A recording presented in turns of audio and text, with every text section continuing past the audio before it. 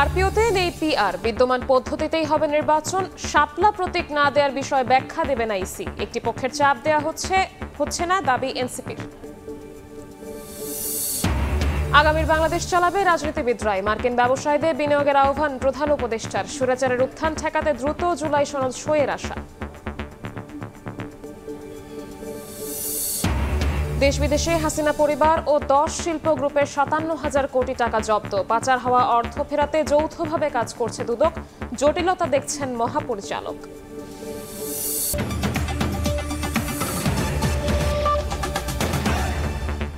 প্রবাসের সময়ের সঙ্গে আছি আমি শবনম নিবিড়। যারা পিআর পদ্ধতিতে নির্বাচন চায় তারা দেশে স্থিতিশীলতা চায় না বলে মন্তব্য করেছেন বিএনপির স্থায়ী কমিটির সদস্য সালাউদ্দিন আহমদ। বলেন, পিআর হচ্ছে পার্মানেন্ট রেস্টলেসনেস, তাই শেখ হাসিনার মতো আরেকটি ফ্যাসিস্ট সরকার তৈরি হবে। অসাংবিধানিক চাওয়া না মানার হুঁশিয়ারিও দেন সালাউদ্দিন। দলের আরেক নেতা ডক্টর AZM জাহিদ হোসেন বলেছেন, শিগগিরই বিএনপির মনোনয়ন চূড়ান্ত করা হবে। মনে হয় কখনো আমি ঢাকা বিশ্ববিদ্যালয়ে আইন পড়তাম। সংখ্যানুপাতিক বা পিআর পদ্ধতিতে নির্বাচন নিয়ে ভিন্ন ভিন্ন মত রয়েছে রাজনৈতিক দলগুলোর মধ্যে। সংসদের নিম্নকক্ষে বা উচ্চকক্ষে কেউ বা উভয় পক্ষে, কেউ আবার চান প্রচলিত সংসদীয় পদ্ধতিতেই হোক আগামীর জাতীয় নির্বাচন। সারা পৃথিবীতে যেখানে পিআর পদ্ধতি, বরাবরের মতোই পিআর পদ্ধতিতে নির্বাচন না করতে মত দিয়েছে বিএনপি। দলটির স্থায়ী কমিটির সদস্য সালাউদ্দিন আহমদ বলেন, যারা পিআর পদ্ধতিতে নির্বাচন চায় তারা দেশে স্থিতিশীলতা থাকুক তা চায় না। পিআর মানে হচ্ছে পার্মানেন্ট রেস্টলেসনেস। তো বাংলাদেশে এটা কারা চালু করতে চাচ্ছে, তাদের পিছনের উদ্দেশ্য কি? একটা উদ্দেশ্য তো অবশ্যই আছে, যাতে কিছু সিট বেশি পায়। আমাদের জনগণ জানতে চায় আমরা কাকে ভোট দিলাম। যে ভোট দিলাম সন্দ্বীপে, এমপি পেলাম মালদ্বীপে। আসলে এটা জনগণেরই বক্তব্য। এর আগে সকালে সংসদ ভবন এলাকার লেক রোডে ফার্মাসিস্ট অ্যাসোসিয়েশন অব বাংলাদেশের র্যালিতে অংশ নেন বিএনপির স্থায়ী কমিটির আরেক সদস্য ডাক্তার AZM জাহিদ হোসেন। তিনি বলেন, আগামী কয়েক সপ্তাহের মধ্যে দেশে ফিরবেন তারেক রহমান। বিএনপি গত 18 মাস পূর্ব থেকেই নির্বাচনী যে সমস্ত কার্যক্রম করা প্রয়োজন সেটি শুরু করেছে। কয়েক সপ্তাহের মধ্যে ইনশাআল্লাহ তারেক রহমান এসে বিএনপির নির্বাচনী প্রক্রিয়া নয়, গণতন্ত্র পুনরুদ্ধারের শেষ লগ্ন সেটির নেতৃত্ব দিবেন। নয়াপল্টনে বিএনপির কেন্দ্রীয় কার্যালয়ে গণমাধ্যমে কথা বলেন দলটির সিনিয়র যুগ্ম মহাসচিব রুহুল কবির রিজভী আহমেদ। ইসলামপন্থী একটি রাজনৈতিক দল বরাবরই আমার মনে হচ্ছে আওয়ামী লীগকে সন্তুষ্ট করার জন্য প্রতিটি ঘটনায় তারা আওয়ামী লীগের সাথে, আওয়ামী লীগের সিদ্ধান্তের সাথে এক হয়ে তারা কাজ করেছেন। পতিত আওয়ামী সরকার প্রধানের গণহত্যার যে নির্দেশনা সামনে আসছে তাতেও ভারতের মদত ছিল বলে দাবি করেন রুহুল কবির রিজভী। অর্গানাইজেশনও আছেন। আহমেদ সালেহীন, সময় সংবাদ, ঢাকা। এদিকে জামায়াতে ইসলামের নেতারা বলেছেন, যারা পিআর বোঝে না তারা দেশও চালাতে পারবে না। নির্বাচনমুখী দল হিসেবে ভোটের প্রস্তুতি নেওয়ার কথা জানিয়ে তারা বলেন, প্রতিবেশী দেশের রাজনৈতিক হস্তক্ষেপ বাংলাদেশের জন্য বড় চ্যালেঞ্জ। বাংলাদেশ জামাত ইসলামের আমির ডাক্তার শফিকুর রহমানের সঙ্গে Chinese people's institute for foreign অ্যাফেয়ার্সের ভাইস প্রেসিডেন্ট ঝো পিংজিয়ানের নেতৃত্বে প্রতিনিধি দলের সাক্ষাৎ। রাজধানীর মগবাজারে দলটির প্রধান কার্যালয়ে বৈঠকে বিভিন্ন বিষয় হয় খোলামেলা আলোচনা। পরে সংবাদ সম্মেলনে জামায়াতের সেক্রেটারি জেনারেল জানান, নির্বাচনমুখী দল হিসেবে ভোটের প্রস্তুতি নিচ্ছে জামায়াত। বর্তমান চ্যালেঞ্জ নিয়ে চীনা প্রতিনিধি দলের প্রশ্নের জবাবে জামায়াত আমির জানিয়েছেন, প্রতিবেশী দেশের যে কোনো ধরনের হস্তক্ষেপ বাংলাদেশের জন্য বড় চ্যালেঞ্জ। আমির জামাত বলেছেন, আমরা সবসময় নির্বাচনমুখী দল, আমাদের নির্বাচনের প্রস্তুতি আছে, ইনশাআল্লাহ আমরা নির্বাচনে অংশগ্রহণের যাবতীয় প্রস্তুতি গ্রহণ করছি। প্রতিবেশী দেশের পক্ষ থেকে যে কোনো বিষয়ে হস্তক্ষেপ এবং ইন্টারফারেন্সটা আমাদের জন্য একটা বড় চ্যালেঞ্জ। চীনা প্রতিনিধি দলের প্রধান ঝো পেংজিয়ান জানান, বাংলাদেশের জনগণের সঙ্গে সম্পর্ক উন্নয়ন করতে চায় চীন। আমরা এখানে এসে সম্মানিত বোধ করছি। চীন এবং বাংলাদেশের মানুষের মধ্যে সম্পর্ক আরো জোরদারে আমরা কূটনৈতিক ও নীতিগত উদ্যোগ নিয়েছি। আমরা দুদেশের ভালো প্রতিবেশী। এদিন বিকেলে জাতীয় মসজিদ বাইতুল মোকাররম প্রাঙ্গণে এক সমাবেশে ঢাকা মহানগরী দক্ষিণ জামায়াতের সেক্রেটারি জেনারেল শফিকুল ইসলাম মাসুদ বলেন, যারা পিআর বুঝতে পারে না, জনগণ মনে করে তারা দেশও চালাতে পারবে না। আমরা মনে করি আর সময় নেওয়ার দরকার নেই। পিয়ারে যদি বুঝতে না পারেন দেশও চালাইতে পারবেন না। সুতরাং যারা পিয়ার বুঝতে পারেন না, জনগণ মনে করে আপনারা দেশও চালাইতে পারবেন না। সমাবেশ শেষে কার্যক্রম নিষিদ্ধ আওয়ামী লীগের ঝটিকা মিছিল, ককটেল বিস্ফোরণ ও অপতৎপরতার প্রতিবাদে মিছিল করে নগরের গুরুত্বপূর্ণ সড়ক প্রদক্ষিণ করেন সংগঠনটির নেতাকর্মীরা। শফিক মুন্সি, সময় সংবাদ, ঢাকা। আরপিওতে নেই পিআর, তাই বিদ্যমান পদ্ধতিতেই আগামী ফেব্রুয়ারিতে জাতীয় নির্বাচন হবে বলে জানিয়েছেন প্রধান নির্বাচন কমিশনার। সেভাবেই সর্বোচ্চ প্রস্তুতি নিচ্ছে কমিশন। সিইসি বলেন, শাপলা প্রতীক কেন দেয়া হবে না ইসি তার ব্যাখ্যা দেবে না। জানান, এনসিপি দেশদ্রোহী নয়, তাই তাদের হুঁশিয়ারিকে হুমকি মনে করছে না কমিশন। নির্বাচন কমিশনের রোডম্যাপ অনুযায়ী চলতি মাসেই দেওয়ার কথা প্রতীকসহ নতুন রাজনৈতিক দলের নিবন্ধন। এরই অংশ হিসেবে বুধবার ১১৫টি প্রতীকের গেজেট প্রকাশ করা হয়। তবে নতুন রাজনৈতিক দল এনসিপির চাহিদা অনুযায়ী শাপলা প্রতীক ইসির গেজেটে না থাকায় ক্ষুব্ধ প্রতিক্রিয়া জানায় নিবন্ধন পেতে যাওয়া দলটি। এ নিয়ে বৃহস্পতিবার কমিশন তাদের অবস্থান স্পষ্ট করেন। নিজ দপ্তরে সংবাদ সম্মেলনে সিএসি জানান, প্রতীক নিয়ে এনসিপির হুঁশিয়ারিকে হুমকি মনে করছে না ইসি। এটা সবকিছু তো কারণ ব্যাখ্যা করতে পারে না, it is a commission decision.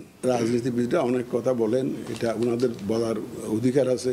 আমরা শ্রোতা হিসাবে অত্যন্ত উত্তম, আমরা শুনেই যাব এবং আমাদের কাছে আমরা যথারীতি আইন মোতাবেক করেই যাব। না আমরা না মুঠেও হুমকি মনে করি না, কারণ ওনারা তো দেশদ্রোহী না, আমরা দেশপ্রেমিক। তো বলেন, কোনো অস্বচ্ছতা রেখে দলগুলোকে নিবন্ধন দিতে চায় না ইসি, তাই পুনরায় যাচাইয়ে সময় লাগছে।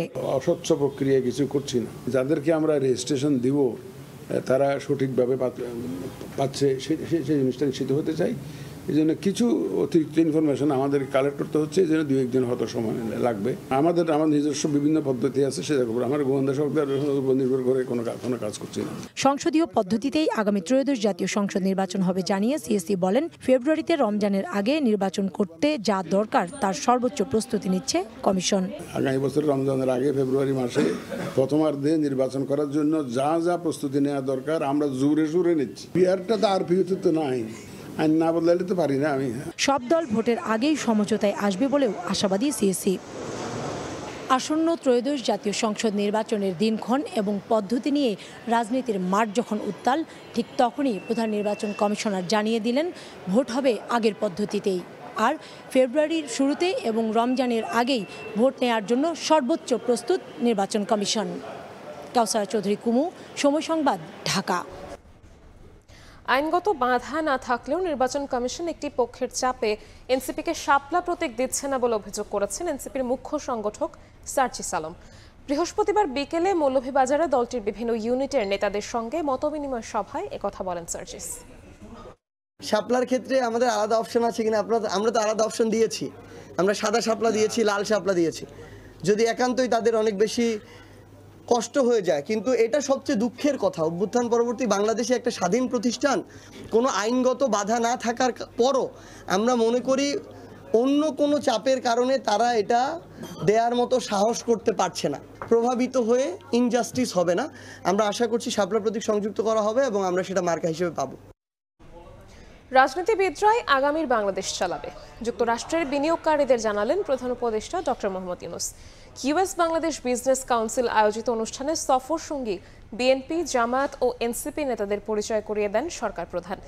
এছাড়া টেকসই উন্নয়ন লক্ষ্যমাত্রা অর্জনে $4 ট্রিলিয়ন ঘাটতি পূরণে বড় দেশগুলোকে আহ্বান জানান ডক্টর ইউনূস। নিউ ইয়র্ক থেকে Hasanuzzaman Shakir report. Advancing reform, resilience and growth শীর্ষক বৈঠকে প্রধান উপদেষ্টা doctor Mohammad Yunus. Bangladesh business council আয়োজিত এই বৈঠকে মার্কিন বিনিয়োগকারীদের সঙ্গে সফরসঙ্গী বিএনপি নেতা মির্জা ফখরুল ইসলাম আলমগীর ও হুমায়ুন কবির, জামাত নেতা সৈয়দ আব্দুল্লাহ মোহাম্মদ তাহের ও ডক্টর নাকিবুর রহমান এবং এনসিপির 2 নেতা আক্তার হোসেন ও ডাক্তার তাসনিম জারাকে পরিচয় করিয়ে দেন সরকার প্রধান। বাংলাদেশে ইউএস এর যে বিজনেসম্যান, যারা বড় বড় কোম্পানি, ইউএস এর যত বড় বড় কোম্পানি আছে, তাদের সাথে প্রফেসর ইউনূসের একটা বড় মিটিং হয়েছে। সেখানে উনি তাদের উদ্দেশ্যে বাংলাদেশে আরো ইনভেস্টমেন্ট করার আহ্বান জানিয়েছেন এবং এই মিটিংটায় বাংলাদেশের থেকে যে 6 জন যে পলিটিক্যাল লিডার এসছেন, প্রফেসর ইউনূসের ইনভাইটেশনে তারা 6 জনই উপস্থিত ছিলেন। এর আগে জাতিসংঘ সাধারণ পরিষদে টেকসই উন্নয়ন নিয়ে প্রথম দ্বিবার্ষিক শীর্ষ সম্মেলনে যোগ দেন প্রধান উপদেষ্টা ডক্টর মোহাম্মদ ইউনূস। জলবায়ুর ক্ষতিকারক প্রভাব ও বিশ্বব্যাপী অর্থনৈতিক অস্থিরতার মধ্যেও বাংলাদেশ 13 লাখ রোহিঙ্গাকে আশ্রয় দিয়েছে উল্লেখ করে বিশ্ব নেতাদের পাশে থাকার আহ্বান জানান ডক্টর ইউনূস। পরে প্রাথমিক স্বাস্থ্যসেবা নিয়ে উচ্চ পর্যায়ের ওয়ার্কিং সেশনে অংশ নেন প্রধান উপদেষ্টা। সরকার প্রধানের সফরসঙ্গী জাতীয় নাগরিক পার্টি এনসিপি নেতা ডাক্তার তাসনিম জারা বাংলাদেশের স্বাস্থ্য খাত নিয়ে কথা বলেন। প্রতিটি বৈঠকেই দেশের চলমান সংস্কার, বিচার ও জাতীয় নির্বাচনের প্রস্তুতি নিয়ে কথা বলেন ডক্টর মোহাম্মদ ইউনূস। বাংলাদেশের সরকার প্রধান হিসেবে শুধু নয়, বিশ্ব নেতা হিসেবে জাতিসংঘের উচ্চ পর্যায়ের বৈঠকগুলোতে গুরুত্ব পাচ্ছেন ডক্টর মোহাম্মদ ইউনূস। এসব বৈঠকে প্রধান উপদেষ্টা বিশ্বব্যাপী যুদ্ধবিগ্রহ ও সংঘাত বন্ধ ও শান্তি প্রতিষ্ঠার আহ্বান জানিয়েছেন। সেই সঙ্গে বৈশ্বিক সংকট মোকাবেলা করে বাংলাদেশ যে এগিয়ে যাচ্ছে বিশ্ব দরবারে তা তুলে ধরেছেন প্রধান উপদেষ্টা। হাসানুজ্জামান সাকি, সময় সংবাদ, জাতিসংঘ সদর দপ্তর, নিউ ইয়র্ক। নিউ ইয়র্কে বিমানবন্দরে হামলার ঘটনায় মামলা করেছেন এনসিপি সদস্য সচিব আখতার হোসেন। স্থানীয় সময় বুধবার রাতে পোর্ট অথরিটি পুলিশ ডিপার্টমেন্টে 2 জনের নাম উল্লেখ সহ অজ্ঞাত 15 জনের নামে মামলা করেন তিনি। বিষয়টি নিশ্চিত করে এক ভিডিও বার্তায় আখতার জানান, শুধু বিমানবন্দরই নয়, হোটেল লবিতেও আওয়ামী লীগ নেতাকর্মীরা তাকে হেনস্থার চেষ্টা করেন। তবে নিউ ইয়র্কের এনসিপির ডায়াসপোরার সদস্যরা তা প্রতিহত করে। ভিডিও বার্তায় দেশ ও দেশের বাইরে আওয়ামী লীগকে আইনিভাবে প্রতিহতের আহ্বান জানান আখতার।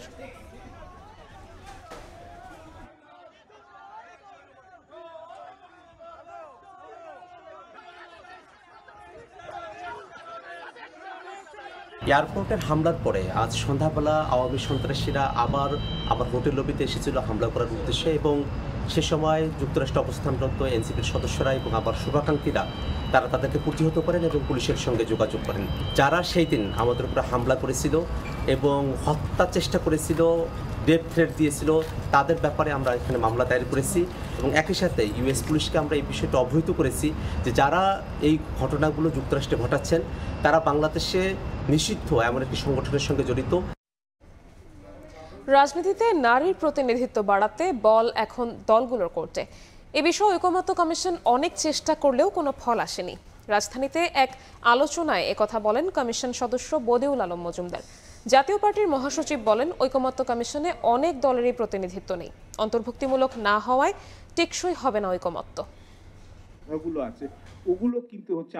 গবেষণা প্রতিষ্ঠান centre for governance studies CGS ও নেদারল্যান্ডস দূতাবাসের যৌথ আয়োজন অন্তর্ভুক্তিমূলক রাজনীতি, নারী ও তরুণ নেতৃত্বের অভিযাত্রা শীর্ষক আলোচনা। এতে যোগ দেন রাজনীতিবিদ, বিদেশি কূটনীতিক সহ নাগরিক সমাজের প্রতিনিধিরা। আমি ধন্যবাদ জানাই। আলোচনায় রাজনীতিতে নারীর অর্থবহ অংশগ্রহণের পাশাপাশি তারুণ্য ও অভিজ্ঞতার সমন্বয়ে জোর দেন বক্তারা। নারীদের অবস্থান পলিটিক্সে অত্যন্ত শোচনীয়, এখনো শুধু পলিটিক্সে না, সব জায়গায়। যদি আমরা পার্লামেন্টের দিকে তাকাই, আমরা এখানে দেখব যে নারীদের আলটিমেট যে আমাদের রিপ্রেজেন্টেশন এখানে থাকে, ইটস ভেরি নমিনাল। পুরুষতান্ত্রিকের মনোভাব আমাদের মধ্যে আছে, এটা তো সত্য। আমাদের মধ্যে সংখ্যাগরিষ্ঠ ধর্ম অবলম্বী যারা আমরা আছি, তারা সংখ্যা লঘু ধর্ম অবলম্বীদেরকে একটা তুচ্ছতাচ্ছিল্য ভাবে দেখা, এটা তো আছে।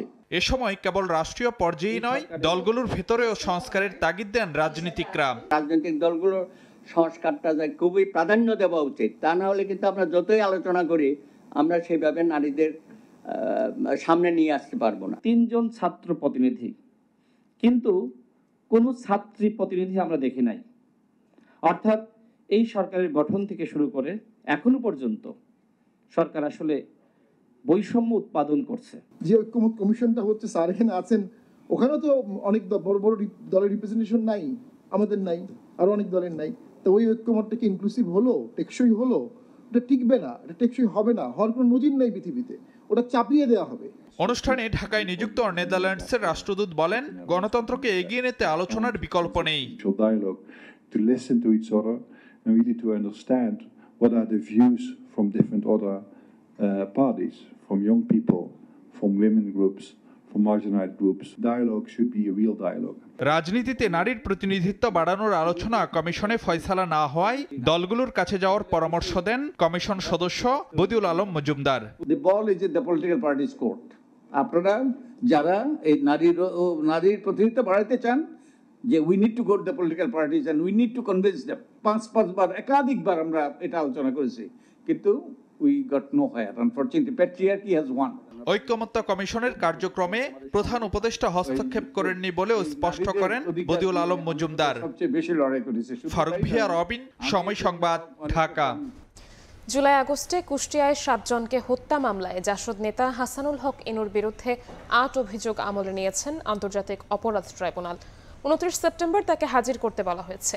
ইনুর বিরুদ্ধে গণভবনে বৈঠক করে ছাত্র জনতাকে হত্যার নির্দেশ ও জঙ্গি ট্যাগ দিয়ে উস্কানিমূলক বক্তব্য দেওয়ারও অভিযোগ আনা হয়েছে। জুলাই আন্দোলন চলাকালে একাধিকবার শেখ হাসিনার সঙ্গে টেলিফোনে কথা বলেছেন জাসদ নেতা হাসানুল হক ইনু। গণভবনে হওয়া বৈঠকেও আন্দোলন দমনে নানা পরামর্শ দিয়েছেন তিনি। মেসেজটা দিয়ে দিতে পারেন, আচ্ছা, যে সত্যিটা পাঠানো হচ্ছে, হ্যাঁ, হেলিকপ্টার দিয়ে সোজা বম্বিং করা হবে। শেখ হাসিনার সঙ্গে কথোপকথনে ছাত্র জনতার আন্দোলন কুষ্টিয়ায় কিভাবে দমন করা হয়েছে তা তুলে ধরে সে অনুযায়ী পদক্ষেপ নেয়ারও পরামর্শ উঠে এসেছে কল রেকর্ডে।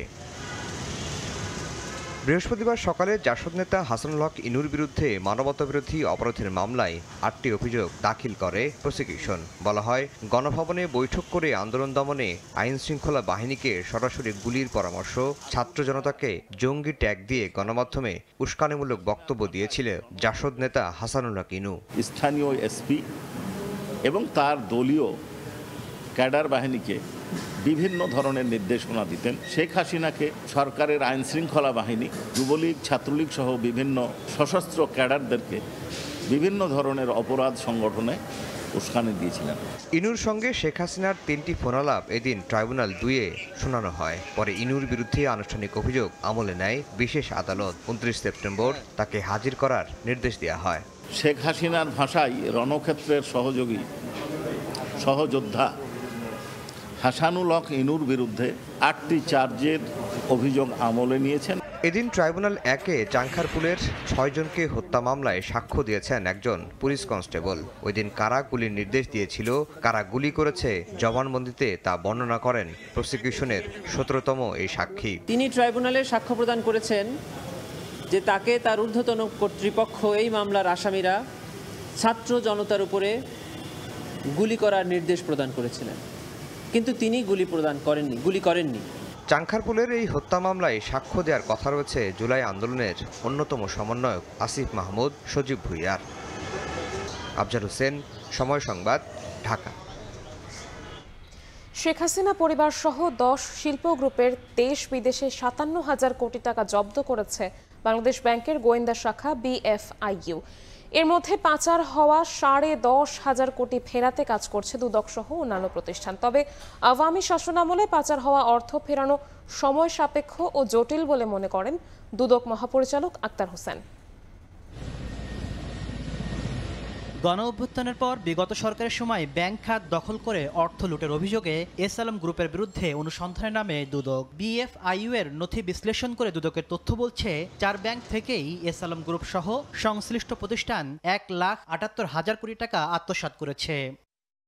এসব লুটপাটের অভিযোগে একাধিক মামলাও হচ্ছে এস আলম সহ সংশ্লিষ্টদের বিরুদ্ধে, যার ধারাবাহিকতায় আসামি এস আলমের চেয়ারম্যান সাইফুল আলমকে দেশে ফিরিয়ে বিচারের মুখোমুখি করতে ইন্টারপোলে দ্বারস্থ হচ্ছে দুদক। বাংলাদেশি নাগরিক ছিলেন এবং রেড নোটিশ জারির জন্য আমাদের তদন্তকারী দল বিজ্ঞ আদালতে আবেদন করেছেন।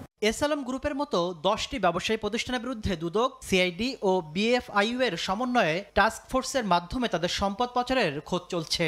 সেই টাস্ক ফোর্সের তালিকায় আছে সাবেক প্রধানমন্ত্রী শেখ হাসিনা পরিবারও। BFIU এর নথি বলছে শেখ হাসিনার পরিবার সহ 10টি শিল্প গ্রুপের 57,256 কোটি টাকা জব্দ করা হয়েছে। জব্দ করা সম্পদের মধ্যে 10,500 কোটি টাকা বিদেশে পাচার হয়েছে। দুদক বলছে বিদেশে পাচার হওয়া সম্পদ জব্দ ও ফিরিয়ে আনা কঠিন হলেও যৌথ প্রচেষ্টা চলছে। আমাদের দেশে ফিরিয়ে আনার স্টোলেন অ্যাসেট রিকভারির এই কার্যক্রমটা সম্পন্ন করতে হয়। এটা একটি দীর্ঘ আইনি প্রক্রিয়া। আমাদেরকে আরও অপেক্ষা করতে হবে। এদিকে ঋণের নামে 51 কোটি টাকা আত্মসাতের অভিযোগে অগ্রণী ব্যাংকের সাবেক এমডি সৈয়দ আব্দুল হামিদ সহ 11 জনের বিরুদ্ধে মামলা করেছে দুদক। তাসলিম তৌহিদ, সময় সংবাদ, ঢাকা। রংতুলিতে সাজছে মন্দির, ঢাকের তালে জমে উঠছে উৎসবের আমেজ। মণ্ডপ পরিদর্শনের পর সেনাবাহিনী জানিয়েছে, সনাতন ধর্মাবলম্বীদের দুর্গাপূজায় কেউ অপ্রীতিকর পরিস্থিতি তৈরির চেষ্টা করলে কঠোরভাবে দমন করা হবে। প্রয়োগ করা হবে ম্যাজিস্ট্রেসি ক্ষমতা।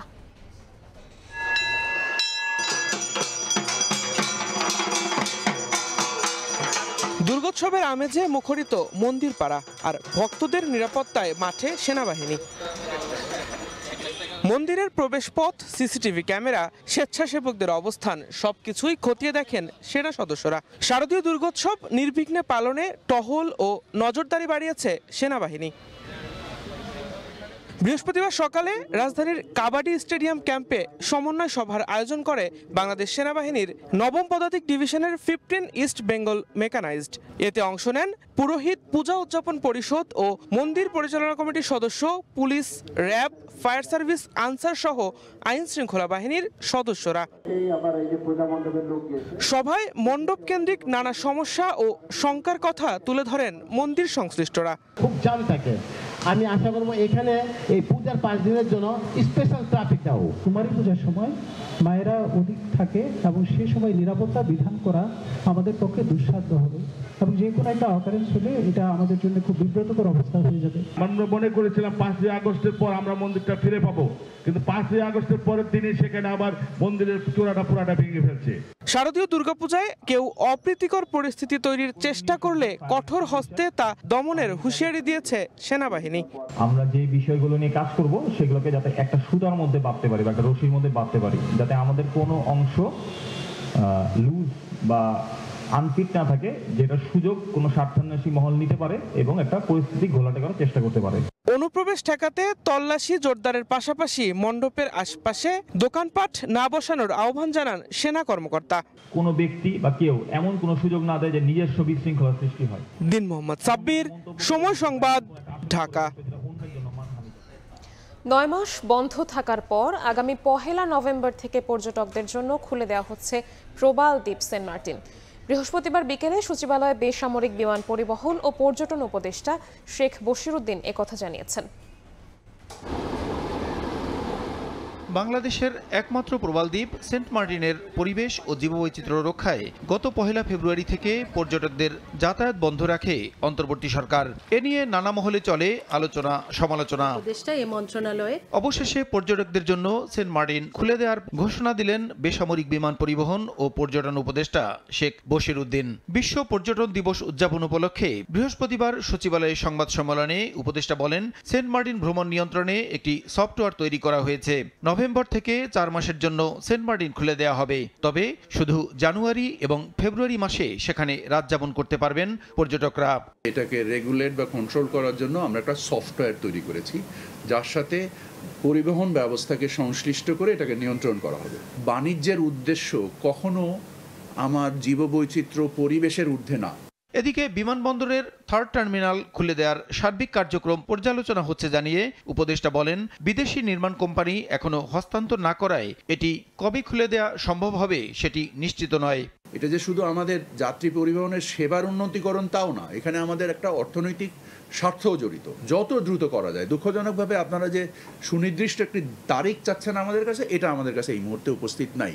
পর্যটন এবং টেকসই রূপান্তর এই প্রতিপাদ্য নিয়ে আগামী শনিবার দেশে বিশ্ব পর্যটন দিবস পালনের লক্ষ্যে নানা আয়োজনের কথাও তুলে ধরেন পর্যটন উপদেষ্টা। এটাকে সম্পৃক্ত করার জন্য। প্রসূন আশিস, সময় সংবাদ, ঢাকা। প্রবাসের সময় আরও থাকছে। ইতালি থেকে রেমিটেন্স প্রবাহে নতুন রেকর্ড। চলতি বছর 50 কোটি ইউরো বেশি পাঠিয়েছেন প্রবাসীরা। বৈধ পথে অর্থ পাঠাতে বাড়ছে আগ্রহ। ডিজিটাল ব্যাংকিংয়ের যত অপরাধ তার 90% হয় প্রথম সারির মোবাইল ব্যাংকিংয়ের মাধ্যমে। এ কারণে দ্রুত বর্ধনশীল এই খাতকে নিরাপদ করার তাগিদ ব্যাংক সংশ্লিষ্টদের। মোবাইল ও ডিজিটাল নিরাপত্তা নিশ্চিত করলে দারিদ্রতা বিমোচন ও প্রান্তিকের ক্ষমতায়ন দ্রুত সম্ভব বলে মনে করেন ব্যবসায়ীরা।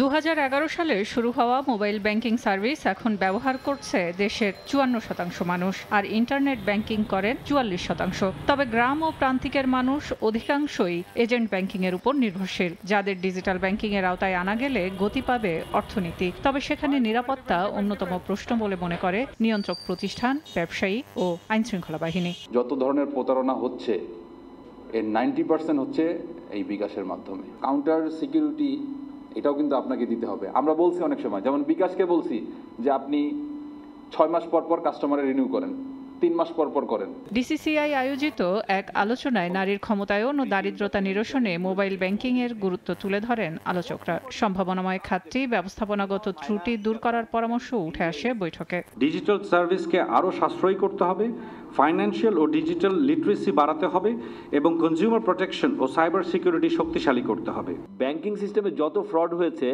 আপনি খেয়াল করে দেখবেন ডিজিটাল ট্রানজ্যাকশনের ফ্রডের পরিমাণ অনেক কম, কিন্তু ফ্রড হয়েছে আমাদের ম্যানেজমেন্ট ফেলিয়ারের কারণে। সামষ্টিক অর্থনীতির স্বার্থে ফিনান্সিয়াল ইনক্লুশনে গুরুত্ব দেওয়া হচ্ছে জানিয়ে বাংলাদেশ ব্যাংকের নির্বাহী পরিচালক জানান, ডিজিটাল ব্যাংকিংয়ে গ্রাহকের নিরাপত্তায় ভেরিফিকেশনে এনআইডির পরীক্ষার সুযোগ থাকতে হবে, এতে করের হারও বাড়বে। এই যে মার্চেন্ট যারা ছোট ছোট বিজনেস করেন, তাদের কোনো ফাইন্যান্সিয়াল ইনক্লুশন, তাদের কোনো স্মার্ট ডিজিটাল কিচ্ছু নাই, তারা ক্যাশ ইউজ করে কেন? ট্যাক্স ফাঁকি দেওয়ার জন্য।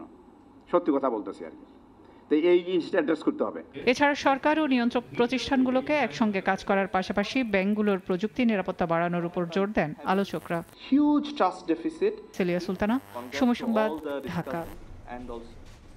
শ্রমিকদের স্বার্থ রক্ষার্থে ট্রেড ইউনিয়নগুলোকে রাজনৈতিক আকাঙ্ক্ষার ঊর্ধ্বে উঠে কাজ করতে হবে, এমন মন্তব্য করেছেন পরিবেশ, বন ও জলবায়ু উপদেষ্টা সৈয়দা রিজওয়ানা হাসান। বৃহস্পতিবার সন্ধ্যায় রাজধানীর হোটেল ওয়েস্টিনে এক সেমিনারে কথা বলেন তিনি। উপদেষ্টা বলেন, কৃষক শ্রমিকদের অধিকার আদায় করে তাদের স্বার্থ সুরক্ষায় সামাজিক সুরক্ষা বলয় ও রাষ্ট্রীয় সুরক্ষা বলয়ের সমন্বয় করতে হবে। দেশের কৃষকদের উন্নয়নে সহজ শর্তে ঋণ ও সেচ ব্যবস্থাকে জোরদার করার ব্যাপারেও গুরুত্ব আরোপ করেন তিনি। এ সময় মালিকের মর্জি মতো শ্রমিক ছাঁটাইয়ের রীতি থেকে বেরিয়ে আসার আহ্বানও জানান উপদেষ্টা সৈয়দা রিজওয়ানা হাসান।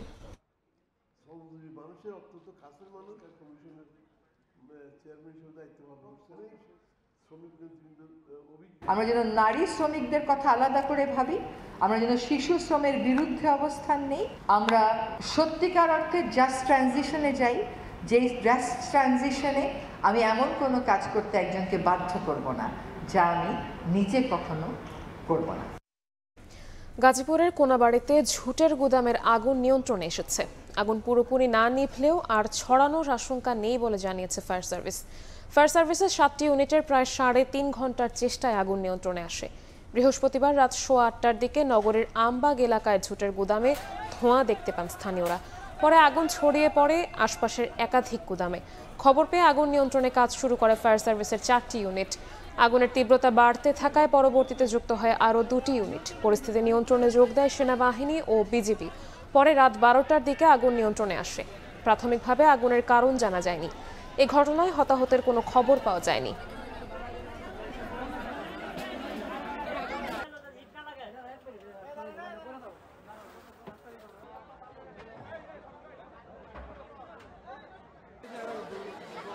আগুন এখন যে অবস্থায় আছে, আগুন বাড়ার আর কোনো সম্ভাবনা নাই। তো আমরা সেজন্য মোটামুটি নিয়ন্ত্রণ বলতে পারি, আগুন আমাদের যেখানে আছে আগুন সেখানেই জ্বলবে, এর বেশি আর যাওয়ার কোনো সম্ভাবনা নাই। তো আমি যেটা বলবো, আগুনের উৎস বা আগুন কী কারণে লেগেছে বা ক্ষয়ক্ষতি কত, এই বিষয়টা আমরা এখনই বলতে পারছি না। আমরা অগ্নি নির্বাপন শেষে আমরা এটা জানতে চেষ্টা করব এবং আমাদের একটা কমিটি হবে, সেই কমিটি এটা বলবে। টাইফয়েড জ্বর প্রতিরোধে আগামী 12 অক্টোবর দেশব্যাপী বিনামূল্যে 9 মাস থেকে 15 বছর বয়সী শিশুকে টিকাদান কর্মসূচি পালন করবে সরকার। বৃহস্পতিবার সকালে ঢাকা সিভিল সার্জন কার্যালয়ে এ বিষয়ে কর্মশালার আয়োজন করে গণযোগাযোগ অধিদপ্তর। জানানো হয়, 9 মাস থেকে 15 বছর বয়সী সব শিশুকে বিনামূল্যে টাইফয়েডের 1 ডোজ টিকা দেওয়া হবে। ঢাকার civil surgeon doctor Mohammad Zillur Rahman বলেন, প্রতি বছর দেশের 8,000-এর বেশি শিশু টাইফয়েডে মারা যায়। এই টিকাদান কর্মসূচি টাইফয়েড জনিত মৃত্যু ও অসুস্থতা কমাতে গুরুত্বপূর্ণ ভূমিকা রাখবে বলে আশাবাদ প্রকাশ করেন তিনি।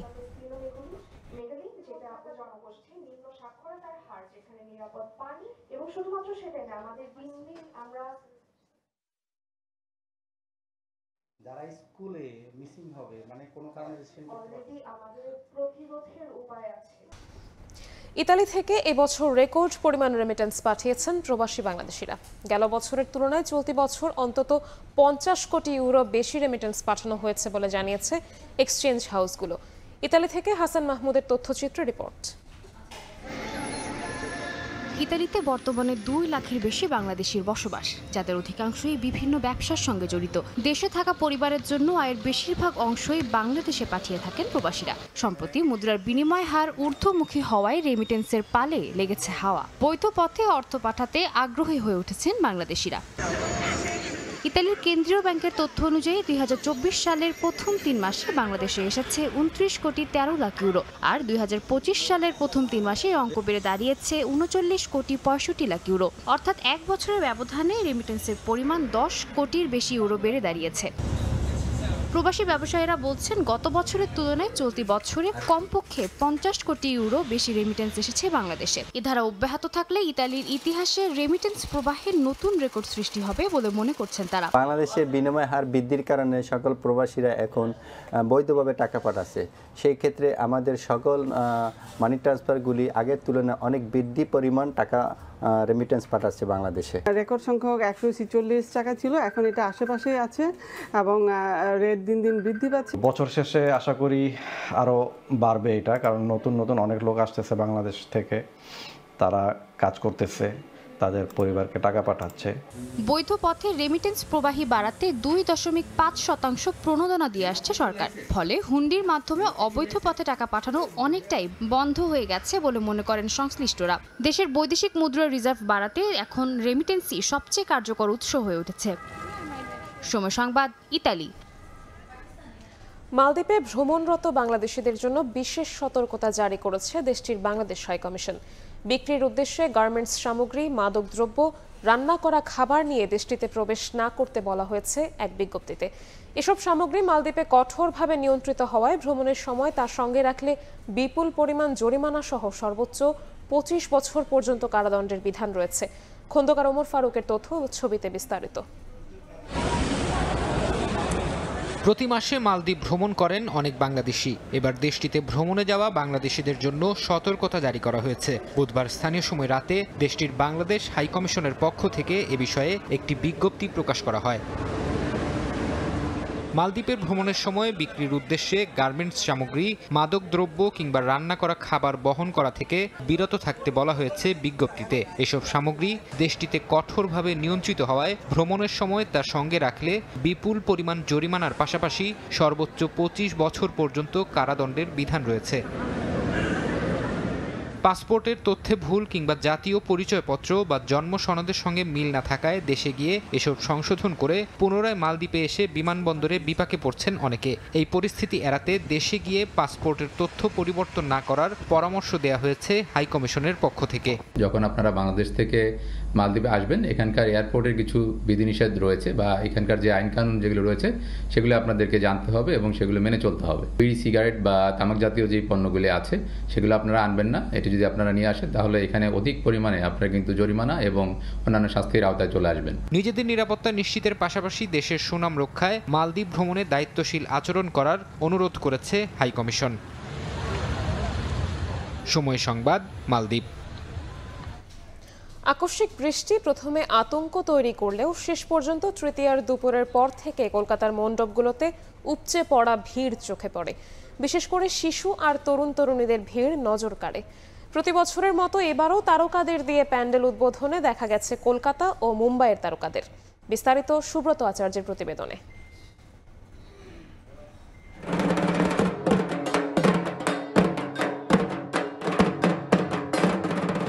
দেবীপক্ষের সূচনা হয়েছে 21 সেপ্টেম্বর।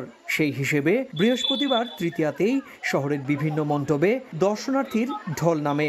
সাধারণত পঞ্চমীর বিকেল থেকেই কলকাতার প্যান্ডেলে ভিড় বাড়তে থাকলেও এবছর ছিল ব্যতিক্রম। প্রবল বৃষ্টির কারণে ঠাকুর দেখা থেকে বঞ্চিত হবার আশঙ্কা দেখা দিয়েছিল, তাই আগেভাগেই ভিড় জমালেন উৎসুক দর্শনার্থীরা। গেল সোমবার গভীর রাতে প্রায় 5 ঘন্টা ধরে মেঘভাঙা বৃষ্টিতে শহরের অধিকাংশ এলাকায় ডুবে যায়। আরও কয়েকদিন প্রবল বর্ষণ হতে পারে পূর্বাভাস দিয়েছে আলিপুর আবহাওয়া দপ্তর। আর সেই ভরসাহীন আবহাওয়ার মধ্যেও মণ্ডপে মণ্ডপে ঠাকুর দেখার উচ্ছ্বাস একটুও কমেনি।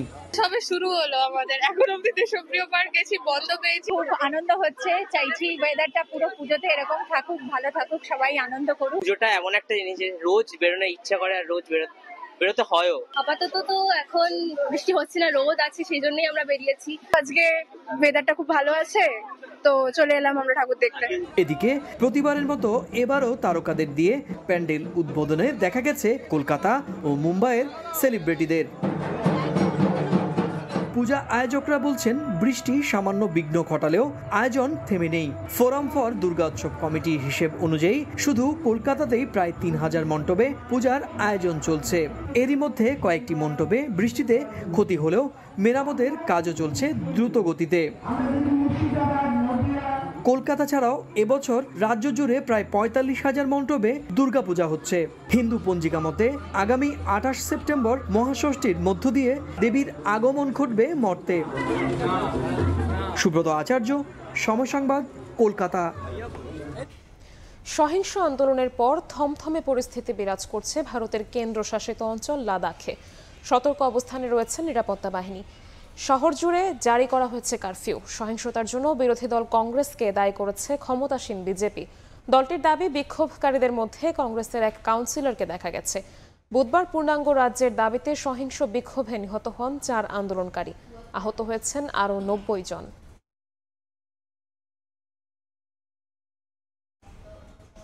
ইসরায়েলি বসতি সম্প্রসারণে নেতানিয়াহুর পরিকল্পনা প্রত্যাখ্যান করেছে ফিলিস্তিনের প্রেসিডেন্ট মাহমুদ আব্বাস। নেতানিয়াহুর এই পরিকল্পনা জেরুজালেমকে আশপাশ থেকে বিচ্ছিন্ন করার পাশাপাশি দ্বিরাষ্ট্র সমাধানের সম্ভাবনাকে ধ্বংস করবে বলে জাতিসংঘে দেয়া ভাষণে বলেন তিনি। প্রায় 2 বছর ধরে অবরুদ্ধ উপত্যকায় ইসরায়েলি আগ্রাসনকে মানবতা বিরোধী অপরাধ বলে আখ্যা দেন মাহমুদ আব্বাস।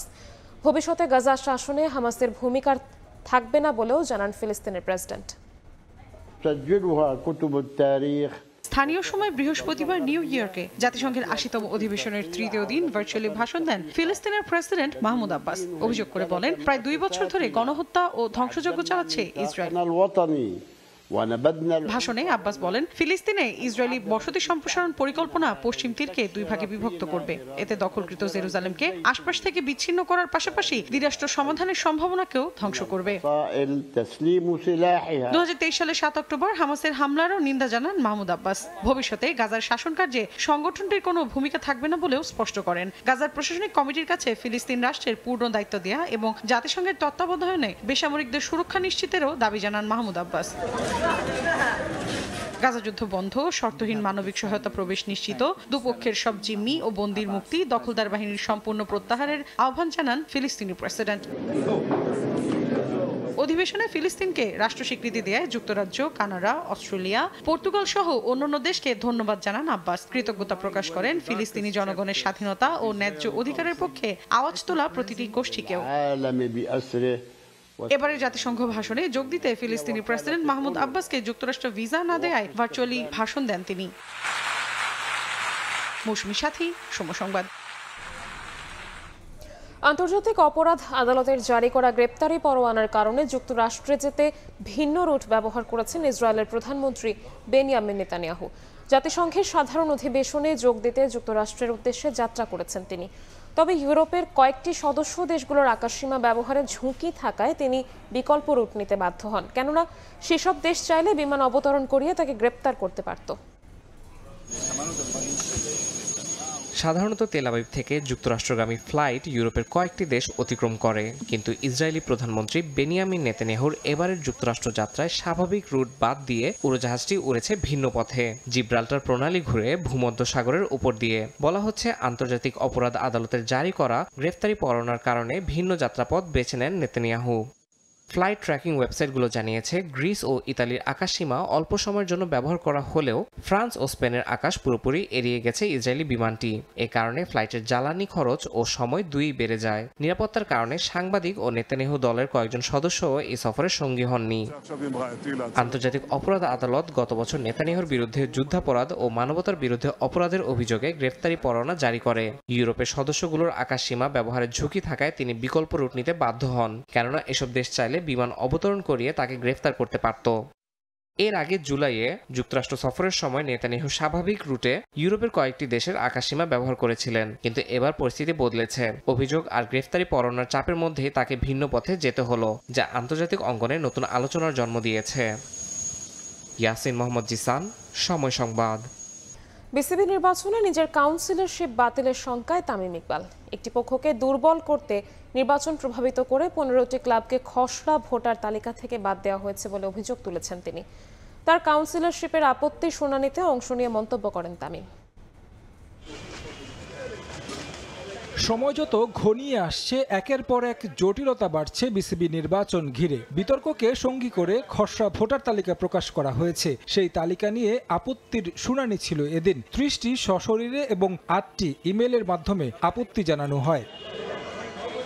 সকাল 10টা থেকে 5টা পর্যন্ত ছিল শুনানির সময়। সকাল থেকে একে একে আসতে থাকেন কাউন্সিলররা। সাবেক পরিচালক লোকমান হোসেন ভূঁইয়া, ইফতেখার মিঠু, মাসুদুজ্জামানরা অংশ নেন নির্বাচন কমিশনের শুনানিতে। ভোটের প্রক্রিয়া নিয়ে অসন্তোষ জানান তারা। নির্বাচনী প্রক্রিয়া নিয়ে সন্তুষ্ট না, কারণ যেইভাবে প্রক্রিয়াটা হওয়ার কথা, যেভাবে নির্বাচনটা উৎসবমুখর হওয়ার কথা, সেইভাবে নির্বাচনটা হচ্ছে না। এইখানে ভোটকে কন্ট্রোল করার চেষ্টা বিভিন্নভাবে হচ্ছে। 22 তারিখ 6টার পরে যারা জমা দিয়েছে সেটার ব্যাপারে আমরা আপত্তি জানিয়েছিলাম। এটার ব্যাপারে শুনানি হয়েছে এবং আমরা আমাদের আপত্তির কারণগুলি বলে আসছি। এটা কেমন করে চিঠি হলো, আমাদেরও কোয়েশ্চেন টু বিসিবি ম্যানেজমেন্ট যে how this was without board approval, how this was. আপত্তি এসেছিল তামিম ইকবালের কাউন্সিলরশিপ নিয়েও, তবে নির্বাচন কমিশন সেই আপত্তি আমলে নেয়নি। কমিশনের সঙ্গে কথা বলেছেন 15 ক্লাবকে খসড়া তালিকা থেকে বাতিলের বিষয় নিয়েও। শঙ্কায় আছেন নিজের কাউন্সিলরশিপ নিয়েও। যে জিনিসগুলো কেন করা হচ্ছে এটা আপনাদেরকে কাউকে আমার বলার দরকার নেই। সিম্পল একটা কথা, এই জিনিসটাকে ইলেকশনকে একটা সাইডকে উইক করার জন্য করা হচ্ছে, এটা সবাই জানে।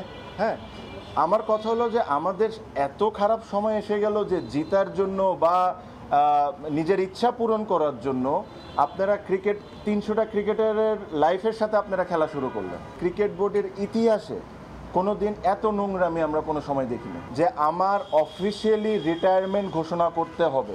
আমিনুল ইসলাম বুলবুল ভাই আমাদের প্রেসিডেন্ট, উনিও অফিসিয়ালি কোনো জায়গায় রিটায়ারমেন্ট ঘোষণা করেন নাই। If you want to catch me in that way, then they also get count. 15টি ক্লাবের পক্ষে শুনানিতে অংশ নেন আইনজীবীরা, যেখানে নিয়মের ব্যত্যয় হয়েছে বলে দাবি তাদের। নির্বাচন কমিশন কাউন্সিলরশিপ ফিরিয়ে না দিলে উচ্চ আদালতে যাওয়ার পরিকল্পনা 13 ক্লাবের। অবশ্য প্রথমবার গণমাধ্যমের মুখোমুখি হয়ে প্রধান নির্বাচন কমিশনার জানিয়েছেন সব দিক বিবেচনায় রেখেই প্রকাশ করা হবে চূড়ান্ত তালিকা।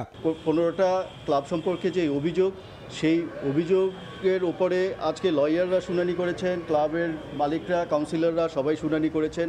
আমরা সবার শুনানি নোট নিয়েছি, সেইটাই বেশি ইম্পর্টেন্ট। আমরা এই সব কিছুই দেখেছি। ওয়েটে বিট, আপনারা একটু ওয়েট করেন, হয়তো ভালো কিছুই দেখবেন আপনারা। 4:30 আমরা কালকে এটি টানিয়ে দেবো ওয়েবসাইটে যেটা আছে এবং নোটিশ বোর্ডে দিয়ে দিব। দীর্ঘ 4 মাস পর বিসিবিতে পা পড়েছে সাবেক সভাপতি ফারুক আহমেদেরও। নির্বাচন কমিশনের আপত্তির শুনানিতে অংশ নিয়েছেন তিনিও, যদিও গণমাধ্যমের মুখোমুখি হননি। তারেক হাসান শিমুল, সময় সংবাদ, ঢাকা। নতুন সূচি অনুযায়ী আবারও শুরু হচ্ছে NCL T20 টুর্নামেন্ট। বৈরী আবহাওয়ার জন্য স্থগিত হওয়া ম্যাচগুলো আবারও মাঠে গড়াতে যাচ্ছে। আর এই সব ম্যাচ আয়োজন করার জন্য প্রস্তুত সিলেট আন্তর্জাতিক ক্রিকেট স্টেডিয়াম। সিলেট থেকে নৌশাদ আহমদ চৌধুরীর ছবিতে অপু বণিকের রিপোর্ট। এবারের NCL T20 নিয়ে সবার আগ্রহ ছিল তুঙ্গে। ম্যাচ অনুষ্ঠিত হওয়ার কথা ছিল 3 ভেন্যুতে। রাজশাহী ও বগুড়ায় ম্যাচ আয়োজন হওয়ায় স্থানীয় দর্শকদের মাঝেও দেখা গিয়েছিল বাড়তি উৎসাহ, কিন্তু সেই উচ্ছ্বাসে জল ঢেলে দেয় বিরূপ আবহাওয়া। টানা বৃষ্টির কারণে এক পর্যায়ে টুর্নামেন্টটি অনির্দিষ্টকালের জন্য স্থগিত করে বিসিবি। নতুন সূচিতে সিলেট আন্তর্জাতিক ক্রিকেট স্টেডিয়ামের 2 মাঠে হবে সব ম্যাচ। বৃহস্পতিবার দুপুরে মূল গ্রাউন্ডে সব দলের অধিনায়কের উপস্থিতিতে টুর্নামেন্টের ট্রফি নেওয়া হয় ফটো সেশন। এনসিএল এর 8 দলের অধিনায়ক অংশ নেন প্রেস মিটে। পরিচিত আবহাওয়া ও মাঠে খেলা হওয়ায় সন্তুষ্ট এনসিএল এ অংশ নেয়া খেলোয়াড়রা। সবার লক্ষ্য একটাই, জয় দিয়ে টুর্নামেন্ট শুরু করা। আমাদের প্রিপারেশনটা আগে থেকেই ছিল ওইভাবে, আমরা যেহেতু খেলতে পারিনি ফার্স্ট রাউন্ড, তো এখন থেকে আমরা ওইভাবে প্রিপারেশন নিয়ে রেখেছি। মাত্র তো টুর্নামেন্ট শুরু হচ্ছে, এখনো তো ওরকমভাবে আমরা মাঠে নামতে পারিনি, বাট আমরা ওয়েল প্রিপেয়ার্ড। তো দেখা যাক, ফার্স্ট ম্যাচ জয় দিয়ে আমরা শুরু করবো ইনশাল্লাহ। মাঠে নামার আগে মূল গ্রাউন্ডে অনুশীলন করেছে রংপুর ও ঢাকা বিভাগ। অন্যদিকে আউটারে ঘাম জড়িয়ে নিয়েছে ঢাকা মেট্রো এবং চট্টগ্রাম। ম্যাচ আয়োজনে সব প্রস্তুতি সম্পন্ন করেছে কর্তৃপক্ষ। প্রতিদিন হবে 2টো করে ম্যাচ। এনসিএল টি20 দিয়ে ভালো খেলোয়াড় উঠে আসবে বলে প্রত্যাশা ক্রিকেট প্রেমীদের। সিলেটের মানুষ ক্রিকেটটা অনেক পছন্দ করে আর ক্রিকেটটাকে এনজয় করে, মাঠে এসে খেলা দেখে।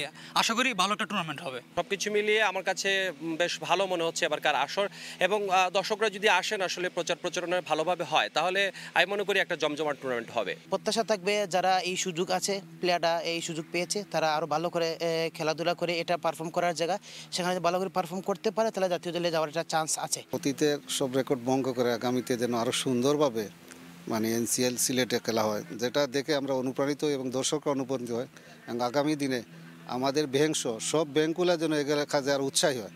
আগামী 12 অক্টোবর শেষ হবে এনসিএল টি20-র দ্বিতীয় আসর। 14 সেপ্টেম্বর এনসিএল শুরু হওয়ার পর থেকে বৈরী আবহাওয়ার কারণে স্থগিত হওয়া ম্যাচগুলো আবারও পুনরায় মাঠে গড়াচ্ছে সিলেটের এই আন্তর্জাতিক ক্রিকেট স্টেডিয়ামে।